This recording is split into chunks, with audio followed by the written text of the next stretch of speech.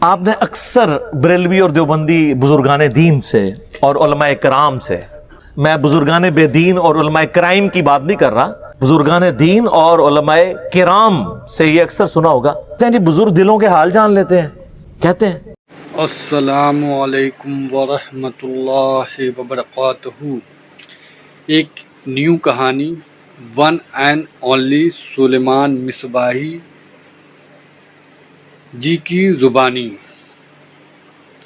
لے جی پیش سے خدمت ہے ایک اور نئی اور انوکھی کہانی، صرف اور صرف مرشد مصباحی جی کی زبانی۔ یہ بزرگان دین اور ان کے بارے میں جو یہ لوگ بتاتے ہیں، اور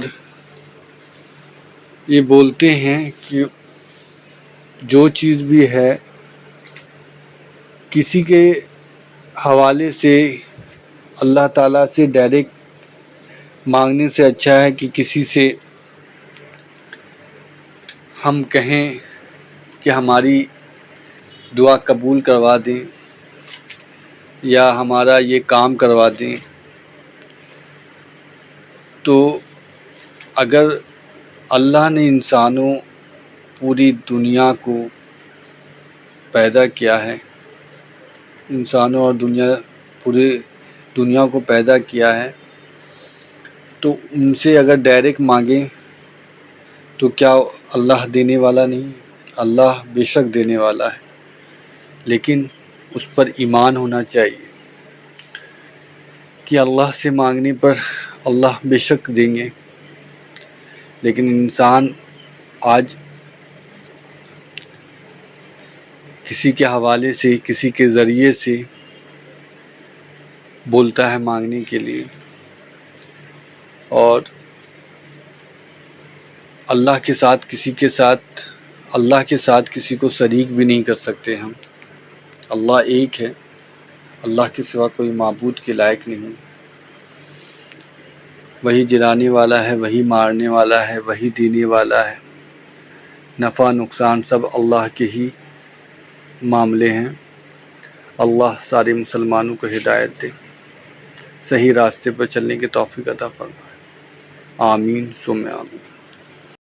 بزرگوں کے اپنے اپنے رنگ ہیں، تو مجھ سے نہ بڑا پیار تھا ان کا۔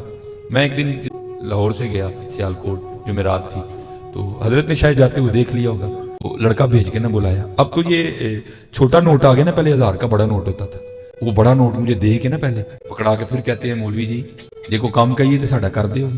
میں جناب تو 1000 کام دسو میں کر دیا گا۔ تو مجھے کہتے ہیں بھائی میں تو لاہور جا نہیں سکتا، تو تم جاتے رہتے ہو، تو جی تمہارے راستے میں نا ایک مزار ہے بابا چھتڑی والی سرکار، یہ کبھی تھا اب نہیں ہے وہاں، یہ مینار پاکستان سے بالکل پیچھے روڈ کے اوپر کبھی یہ مزار تھا۔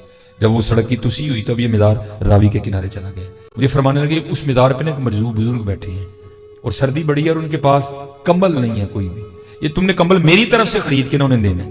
میں نے کہا جناب کام ہو جائے گا۔ وہ ہم آئے، آج بھی آپ حضرت 1000 کا کمبل خریدنے جائیں تو نہیں ملے گا، اس وقت بھی نہیں ملتا تھا کوئی گرم کمبل۔ تو لاہور میں ذرا آپ کو پتہ ہے ریلوے کے پاس ذرا لنڈا اچھا مل جاتا ہے، وہاں چلے گئے، ایک خان بابے سے بحث کر کے نا 1000 کے بجائے ہم نے 800 میں کمبل لے لیا، 200 بچا اور میں نے جیب میں رکھا، میں جا کے بابے کو داں گا، بڑے خوش ہوں گے۔ اب جو مدرسے میں لائے پھر دل میں خیال آیا یار ایک اللہ کے دوست نے کمبل اوڑھنا ہے، پتہ نہیں اس کی ناپاکی کیسی ہے، غلیظہ ہے خفیفہ ہے۔ ہم نے ان کو نہ دھویا، 3 پانیوں سے پاک کیا، سردی تھی ذرا سوکھتے ٹائم لگ گیا، یہی ادھر جی ویلا تھا، اثر پڑھ کے ہم نکلے، یہی تقریباً ویلا تھا، مزار پہ پہنچے، بندہ کوئی نہیں تھا ادھر، لیکن ایک ہی بندہ تھا جو سر جھکائے بیٹھا تھا، اور اتنا روب تھا کہ اتنی ہمت نہیں ہوئی کہ میں اسے پوچھوں کہ حضور تسی مجذوب ہو، لیکن اس کی خاموشی بھی چیخ چیخ کے کہہ رہی تھی ہاں میں ہی مجذوب ہوں۔ خیر بہرحال میں نے کہا یہ میرا وسوسہ نہ ہو، میں نے دائیں بائیں پوچھا، کسی بندے نے کچھ نہیں بتایا۔ اخیر اب یہی وقت تھا، مدرسے اپنے واپس پہنچنا تھا مغرب تک، میں نے جناب وہ کمبل لے کے نا وہ بابا جی کے کندھے پہ ڈالا، بولا بابے اور کی کر دیں، نہیں بولے۔ پھر میں نے کمبل ان کو اڑا بھی دیا، پھر بھی نہیں بولے۔ میں اپنی تسلی کر کے جانے لگا تو ہاتھ ڈال کے نا پیچھے سے میری قمیض پکڑ لی۔ جب انہوں نے قمیض پکڑی تو میں رک گیا، جب انہوں نے قمیض پکڑی نا تو میں کھڑا ہو گیا اور میں نے ان کی طرح منہ کر لیا۔ تو پھر مجھے کیا کہتے ہیں، مولوی جی کمبل تے دے چلے ہو جڑا 200 بچیا ہوئی تے دے کے جاؤ نا، کمبل تے دے چلے ہو جڑا 200 بچیا ہوئی تے دے کے جاؤ نا، کمبل تے دے چلے ہو جڑا 200 بچیا ہوئی تے دے کے جاؤ۔ میرے حضرت انہوں نے پیروں کے نیچے سے زمین نکال دی. دن سردی کے تھے, میرے پورے وجود پہ پسینہ آ گیا, جس کو پنجابی میں تریلی کہتے ہیں. میں بھیگ گیا حضرت. میں نے کہا یار 120-30 کلومیٹر کا فاصلہ ہے, اس بابے کی اتنی بصیرت ہے, اس کا اینٹینا اتنا کام کرتا ہے, اس کو پتہ ہے کہ کمبل کا 1000 دیا گیا ہے, کمبل 800 کا ہے, 200 اس کی جیب میں بھی ہے. میں کمبل تو دیا لیکن پھر میں اس دن سیکھ کے بھی آیا تھا, چاہے تو اشاروں سے اپنی کایا ہی پلٹ دے دنیا کی. یہ شان ہے خدمتگاروں کی. سرکار کا عالم کیا ہوگا حضرت ہے, یہ تو ان کے غلاموں کا عالم ہے حضرت. آپ خود تصور کریں حضور نبی کریم علیہ الصلوۃ والسلام کا کیا عالم ہوگا. کہانیاں دل کا حال جان لیتے ہیں. آپ کو پتہ ہے یہ بڑی مشہور حدیث ہے بخاری اور مسلم دونوں میں, سیدنا اسامہ ابن زید سے متعلق. ایک جنگ کے دوران کافر سے مڑ بھیڑ کے دوران جب وہ کافر ان کی تلوار کے نیچے آیا تو اس نے کلمہ پڑھ دیا, لیکن انہوں نے پھر بھی اسے قتل کر دیا. بعد میں قلق تھا, نبی علیہ السلام کی خدمت میں حاضر ہوئے کہ یا رسول اللہ اس طرح لڑائی ہوئی, وہ میری تلوار کے نیچے آیا, کلمہ پڑھ دیا, پھر بھی میں نے اسے قتل کر دیا. تو نبی علیہ السلام فرمایا تو نے اسے کیوں قتل کیا؟ کہ یا رسول اللہ اس نے اوپر سے کلمہ پڑھا تھا ڈر کی وجہ سے, اندروں وہ کافر تھی. ہو سکتا ہے یہ بات ٹھیک بھی ہو, ہم بھی یہی ججمنٹ کرتے, لیکن نبی علیہ السلام نے فرمایا کیا تو نے اس کا دل چیر لیا تھا؟ تو صحابہ نے تو نہیں کہا یا رسول اللہ کہ اولیاء اللہ دل کا حال جان لیتے ہیں, تو ہم تو اولیاء کے امام ہیں. جی میں نے دل چیر لیا تھا. اور جو کہہ رہا تھا اس کو بھی پتا تھا میں کیا کہہ رہا ہوں, کہ کوئی نہیں دل چیر سکتا, صرف نبی کو وحی کی تائید حاصل ہوتی ہے.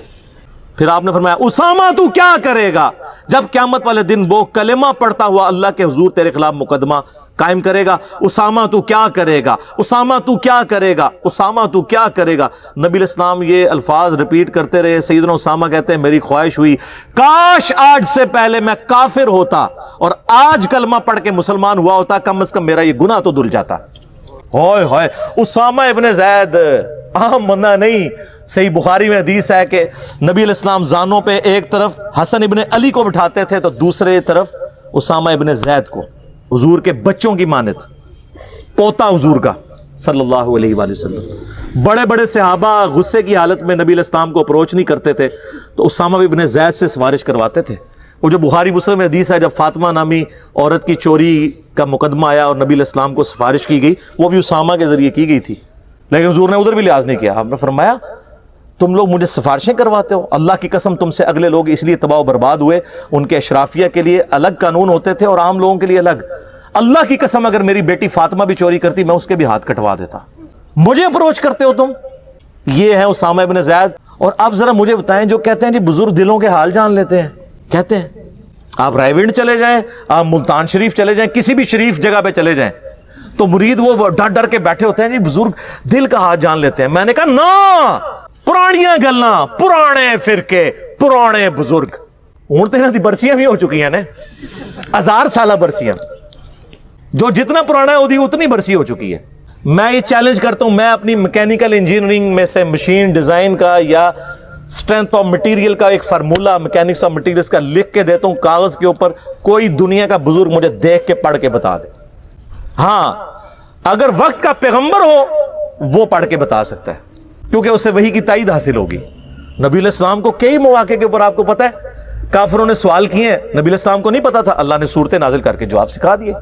قصہ موسیٰ اور خضر سکھایا, حضرت یوسف علیہ السلام کی بایوگرافی سکھائی, ذوالقرنین بادشاہ سے متعلق سکھایا سورۃ الکہف میں. نبی علیہ السلام کے پیچھے اللہ ہے. سورہ آل عمران کی آیت نمبر 179 ہے کہ اللہ کی یہ شان ہی نہیں ہے کہ کسی غیر نبی کو غیب پر مطلع کرے, وہ اپنے پیغمبروں کو غیب کے اوپر اطلاع دیتا ہے, اور تمہارا کام ہے اللہ اور اس کے پیغمبروں پہ ایمان لاؤ, بس اس حد کو کراس مت کرو. تو نبی علیہ السلام کو اگر یہ چیلنج دیا جائے وقت کے پیغمبر کو, وہ پڑھ کے سنا بھی دے گا, اس کو اللہ آنے واحد میں سب کچھ سکھا دے گا. بابوں کو اس لیے میں چیلنج کر رہا ہوں کہ تمہارا تو کہنا ہے کہ ہمارا اللہ سے تعلق ہے, اللہ کو تو آتی ہے نا انجینئرنگ, پڑھ کے بتاؤ. تم کہتے ہو ہم دلوں کے حال جانتے ہیں, ہمیں کشف القبور ہوتا ہے, وہ بھی کہانیاں. صحیح مسلم میں حدیث ہے, بخاری میں بھی اس کا کچھ حصہ ہے. ایک مدعم نامی غلام تھا نبی علیہ السلام کا, خیبر کے موقع پر نامعلوم تیر لگا, وہ شہید ہو گیا. صحابہ نے کہا سیدھا جنتی ہے. آپ فرمایا تم جنتی کہہ رہے ہو, اس نے تو مال غنیمت کی ایک چادر چرائی تھی جو آگ کی پہنا دی گئی ہے اس کے اوپر, میں دیکھ رہا ہوں. صحابہ کرام فوراً گھروں کو لوٹے. اگر کسی نے کوئی رسی کا ایک ٹکڑا بھی یہ سمجھ کے اٹھایا تھا نا اس کی تو خیر ہے وہ بھی لا کے مالک نعمت میں جمع کروایا کہ یہ سر وہ لوگ سمعنا و اطعنا تھے، سننے والے اور ماننے والے. تو صحابہ کرام کو تو سامنے میت کے اوپر آگ کی جو چادر نظر نہیں آئی ہے. بخاری مسلم میں حدیث ہے نبی علیہ السلام گزر رہے تھے، آپ رک گئے، آپ کا خچر بدک گیا کیونکہ آپ علیہ السلام اس پہ بیٹھے ہوئے تھے، اس کی برکت سے اللہ نے اس کو بھی دکھا دیا. ویسے بخاری مسلم میں حدیث ہے کہ ایک مناظر جو ہیں وہ جنوں انس کے علاوہ ساری مخلوقات دیکھتی ہیں. آپ فرمائیں دو قبر والوں کو عذاب ہو رہا ہے، ایک پیشاب کے چھینٹوں سے نہیں بچتا تھا، دوسرا چغلی کھاتا تھا. پھر آپ نے ایک ٹہنی توڑ کے اس کے دو حصے کر کے لگایا، فرمایا جب تک یہ ہری رہیں گی ان کے عذاب میں تخفیف ہوتی رہے گی نبی علیہ السلام کی مبارک ہاتھوں کی برکت سے. تو صحابہ کرام کو تو عذاب قبر نظر نہیں آیا. سر اب زمانہ بدل چکا ہے، اب ہر طرف صدا ہے کیا کہ نہ میں وابی نہ میں بابی، میں ہوں مسلم علمی کتابی. یہ علمی کتابی باتیں. تو یہ جناب ہمارا درد تھا، ہم آپ کو کتابوں سے جوڑ رہے ہیں، بابوں سے نہیں. اور جب آپ کتابوں سے جڑ گئے تو آپ نبی علیہ السلام کے مبارک قدموں تک پہنچ گئے. اصل مقصد تو یہ ہے، اس کو امام مانو جسے اللہ نے آپ کا اور میرا امام بنایا. ما ضل صاحبکم وما غوا، تمہارے نبی نہ کبھی بہکے ہیں نہ کبھی بے راہ چلے ہیں. مرنے سے پہلے اے مسلمان کر لے اس پہ غور، کتابوں کا خدا اور ہے، بابوں کا خدا اور.